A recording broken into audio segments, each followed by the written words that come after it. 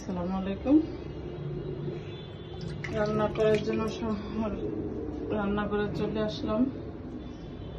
আজকে আমি ছড়া দিয়ে ইলিশ মাছ দিয়ে রান্না করব। ইলিশ মাছ ছুললে ভিজাইলাম, আউশ ফালাই দিছি, ভিজাইলাম, কেটে নেব।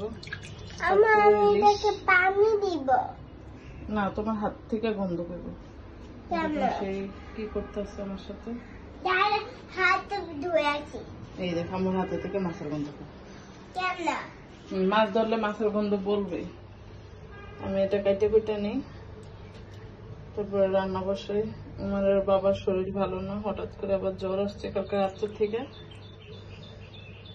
এখন মাথায় পানি দিয়ে দিচ্ছি, নাস্তা রাস্তা খাবে, ওষুধ টষুধ খাবে। মাথায় পানি টেনে দিয়ে আমি রান্না করে আসলাম রান্না করার জন্য।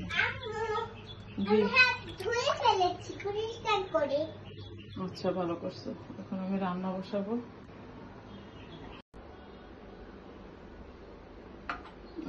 বটি নিয়ে বসলাম, মাছটা কেটে নেই। এক হাতে তো আর মোবাইল ধরে আর এক হাতে তো মাছ কাটা সম্ভব না, তো আগে মাছটা আমি কেটে নিই।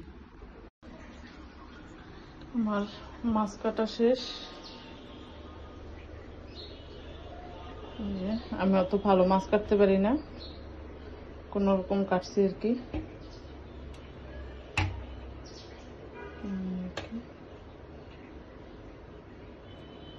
এখন রান্নার জন্য নিয়ে নেব একটু, আরটা রেখে দেব।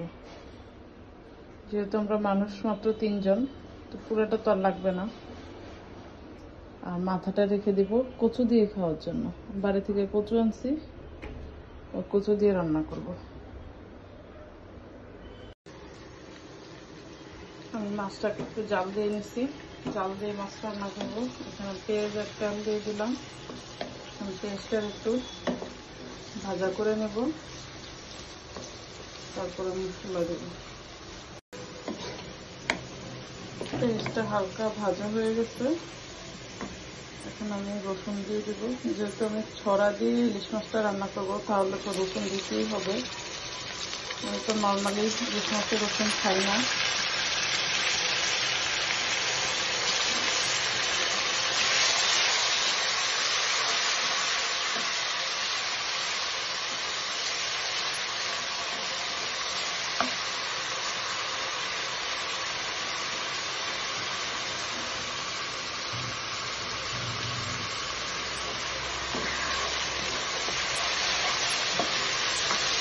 রসুনটা একটু ভেজে নিই, একটু পানি দিয়ে দিলাম।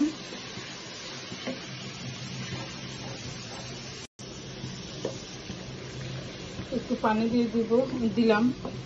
এখন মশলা দিয়ে দিব। এই চুলায় আমি পানি গরম বসিয়ে দিয়েছি তরকারিতে দেওয়ার জন্য।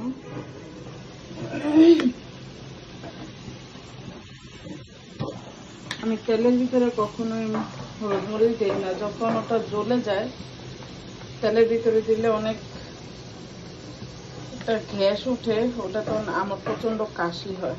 অনেকে দেখি তেলের ভিতরে হলুদ মরিচ দেয়, আমি পারি না ওটা দিতে। তা আমি সামান্য একটু পানি দিয়ে দিলাম। এখন দিয়ে দিলাম হলুদ,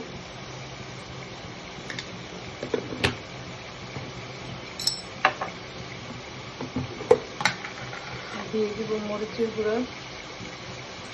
যেহেতু আমরা একটু ঝাল খাই, একটু মরিচের গুঁড়া দিয়ে দিলাম। আমি একটু ঝাল কম খাই, সেই তুলনায় একটু কমই দিচ্ছি।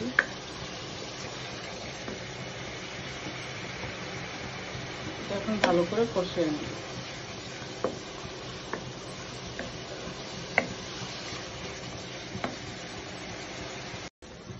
মশলাটা আমার কষানো হয়ে গেছে, ওই যে উপরে তেল চলে আসছে।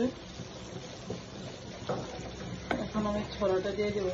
আর আপনাদের জন্য একটা টিপস আছে, যাদের অনেকেরই শুনি গলা চুলকায়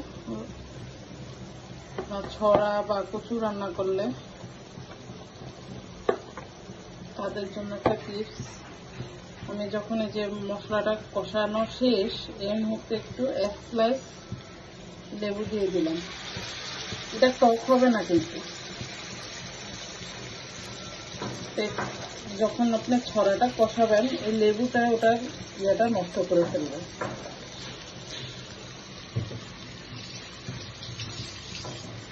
আমার ওইভাবে গলা ধরে না, ওর বাবা মাঝে মাঝে বলে যে একটু গলা চুলকায়, সেই জন্য দিলাম। নিয়ে আসবে ছড়াগুলো দিয়ে দিলাম। ছড়াটা আমি কালকে কুটে ভাপ দিয়ে রাখছিলাম।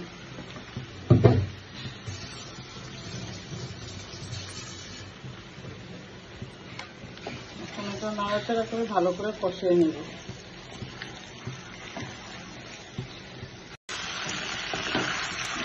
প্রায় একটু কষানো হয়ে গেছে, ঢাকনা দিয়ে দিচ্ছিলাম। এরপর দিয়ে দিলাম আমি জিরার গুঁড়ো। ধনে পাতা নাই, তাই ছড়াতে একটু জিরার গুঁড়ো না দিলে ভালো লাগে না। একটু জিরার গুঁড়ো দিয়ে দিলাম। কালারটা একটু সুন্দর আসছে, ভাজাতে এই কালার। আমি সাধারণত এইভাবেই বেশি রান্না করি। এখন কেউ কীভাবে রান্না করে জানি না, এক একজনের রান্নার স্টাইল এক এক রকম।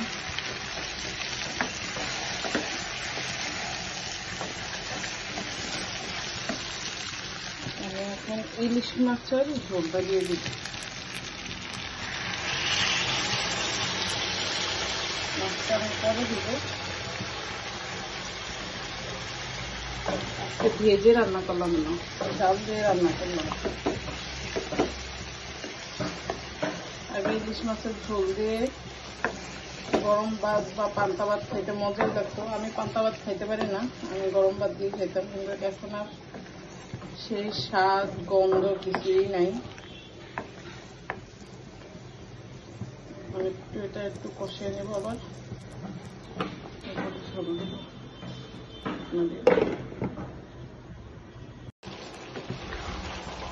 আমার এটা কষানো শেষ।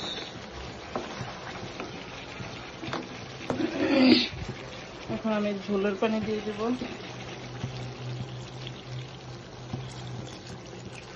একটু ঝোল আমি বেশিই দেব, কারণ আমি তরকারিতে একটু ঝোল রাখবো।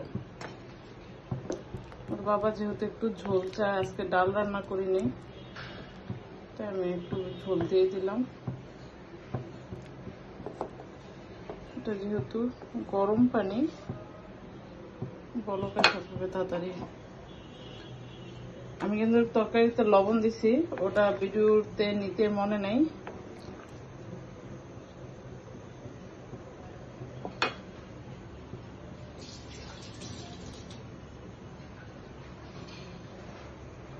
আমি এখন মাছগুলো দিয়ে দিব।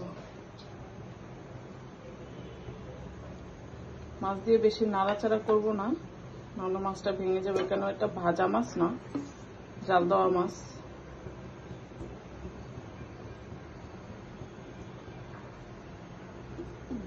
মাছের পেটি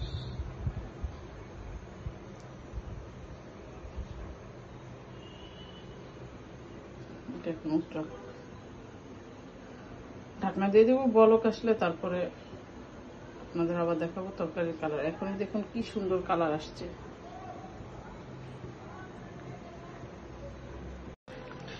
তরকারিটা হয়ে গেছে। আর এখানে কালকের গরুর মাংস যে বুটের দিয়ে রান্না করছিলাম, ওই তরকারি আছে। চুলাটা এখন বন্ধ করে দিলাম, মাছ সব নিচে পড়ে গেছে। দেখুন তরকারির কালারটা কি সুন্দর আসছে। লবণ টবণ ঝাল সবই ঠিক আছে। আবার অনেকে মনে করবেন যে লেবু দেওয়াতে টক টক লাগবে, একটুকু টক লাগে না।